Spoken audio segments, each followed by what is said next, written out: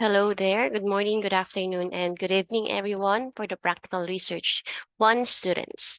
This is an overview or outline of your presentation. So I am again Dr. Annabeth Lopez. Of course, our expectations, as you may all know, now our goal is to let you know what will be your outline of your presentation. So this is just an overview. First, for an overview or outline of your presentation, it must have an introduction. So in your introduction, you should include your research questions, rationale, and hypotheses, if any, and definition of key constructs. Also, briefly discuss your theories and RRL or review of related literature. Next is method. In your presentation, you should be able to discuss your method, which includes the design, methodology, sample, instruments or questionnaires, and procedures.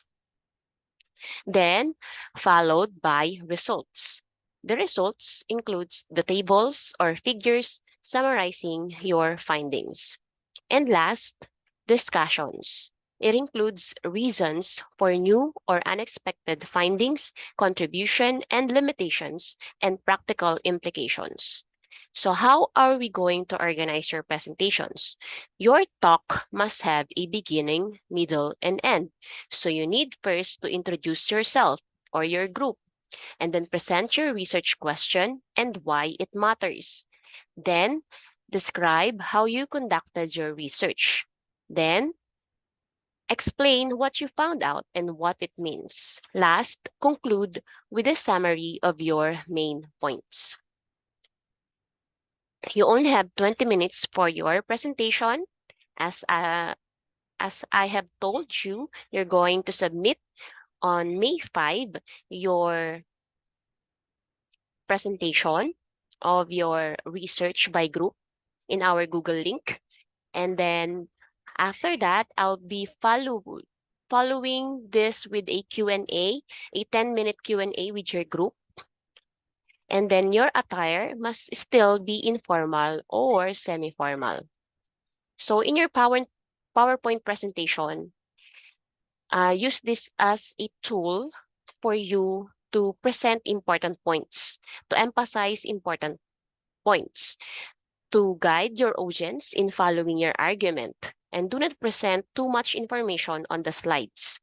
Explain to your audience what each chart or graph indicates. Make your slides simple and clear. You don't need to include moving images or fancy designs. 21 to 22 slides will do. The first 1 to 6 slides for intro and methodology. From 7 to 15 slides are the results. That's the meat of your presentations. And then 16 to 20 slides for the discussion part. One for, and last one for title page. And the other one, thank you or ending slide. You can include also the references, but flash it on the screen. Your font size slides should contain 20 to 24 font size, 20 for the body, 24 for the heading. Choose either Calibri, TNR, or Arial. TNR, which means Times New Roman. The manuscript. The manuscript are one copy of chapters 1 to 5 to be submitted on May 5. This is subject for edition and revision. And then at least 3 copies of printed material in IMRD format. IMRD or IMRAD means Introduction, Methodology, Results, and Discussions.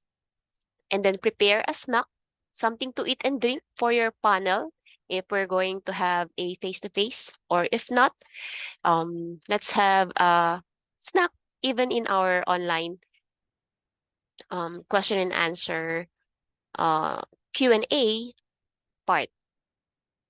So let me guide you in writing your introduction. These are chapter 1, uh, parts of chapter 1.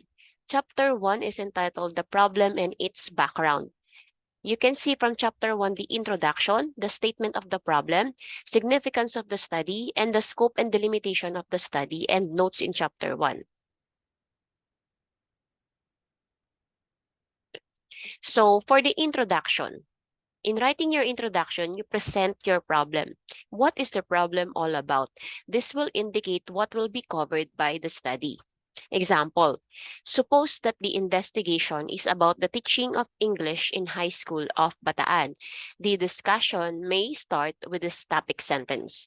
There is no other period in world history when English has been making its greatest impact upon humankind than it is today. Prolong the discussion, citing the multifarious and wonderful benefits that English is giving to humanity today. And then second, followed by the existence of an unsatisfactory condition, a felt problem that needs a solution. The example, the teaching of English in the high school of Bataan has been observed to be weak as shown by the results of survey test given of students recently. The causes must be found so that the remedial measures may be instituted. And then you can include also the rationale of the study. The reason why it is necessary to conduct the study must be discussed also in the introduction. Example, one of the trusts of the Department of Education and of the government for that matter is to strengthen the teaching of English. It is necessary to conduct this inquiry to find out how to strengthen the instruction of English in the province. Then, also include the historical background of the study. Example, educational systems all over the world, including the Philippines, have been trying hard to improve their curricula and instruction. Then, last, you can include a desire to have a deeper and clearer understanding of a situation, circumstance, or phenomenon. If the teaching of English in the high schools of Bataan is the topic, the researcher must explain clearly his desired understanding in relation to the problem or study. That would be all. And thank you for listening and watching. Subscribe, like, and share.